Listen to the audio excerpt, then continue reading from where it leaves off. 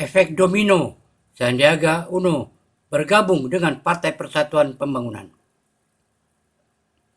Sandiaga Uno keluar dari Partai Gerindra karena sudah tidak ada harapan untuk mendukung karir politiknya.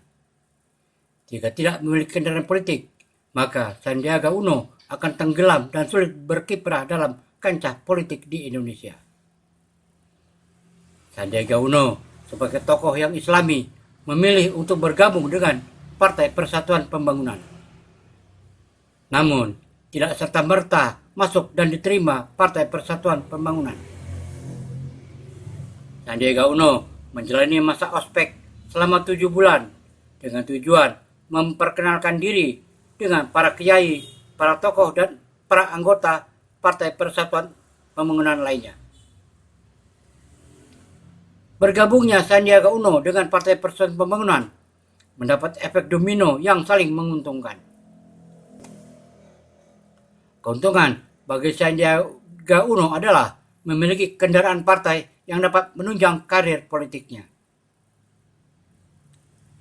Keuntungan bagi Partai Persatuan Pembangunan adalah 1. Sandiaga Uno adalah tokoh politik yang handal dan teruji dalam Pilkada DKI bersama Anies Baswedan, dalam Pilpres bersama Prabowo Subianto, dan sekarang sebagai Menteri Pariwisata dan Ekonomi Kreatif.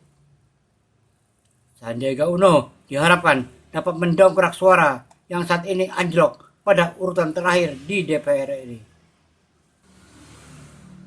Pada Pileg 2024 mendatang, diharapkan dapat meraih sekitar 50 kursi di DPR RI tahun 2024 mendatang. Partai Persatuan Pembangunan sudah bergabung dengan PDI Perjuangan, dan PLT Ketua Umum Partai Persatuan Pembangunan mengharapkan Sandiaga dapat menjadi cawapres Ganjar Pranowo. Namun, sebenarnya sesuatu yang tidak mungkin, karena sehari sebelum penyerahan KTA, kartu tanda anggota Partai Persatuan Pembangunan, Ganjar Pranowo melemparkan ejekan dan berkata, "Besok kamu pakai jaket hijau ya," dengan nada sinis di depan para wartawan. Jadi, Sandiaga Uno disebut Puan Maharani termasuk kandidat cawapres Ganjar Pranowo hanya iming-iming belaka untuk menyenangkan Partai Persatuan Pembangunan. Sekarang ini yang penting Sandiaga Uno dapat fokus meningkatkan kembali Partai Persatuan Pembangunan yang sudah terpuruk dengan ambang batas yang tidak memiliki daya tawar di DPR RI, yaitu hanya 3,30%. Ketemu Mas Sandi nggak tadi Pak? Ketemu, saya ledekin, besok pakai baju hijau ya. Politik memang bekerja untuk mengejar elektoral ya. Nah tentu efek elektoral itu adalah menjadi bagian dari harapan bagi Partai Persatuan Pembangunan. Tapi kalau saya membawa dari bahasa saya ya, itu mungkin yang kita tunggu-tunggu efek hoki ya. Karena Pak Sandi ya, efek hoki kalau bahasa saya, karena Pak Sandi itu di mana beliau selalu sukses ya dalam karirnya. Pertama sukses di Pilkada DKI Jakarta.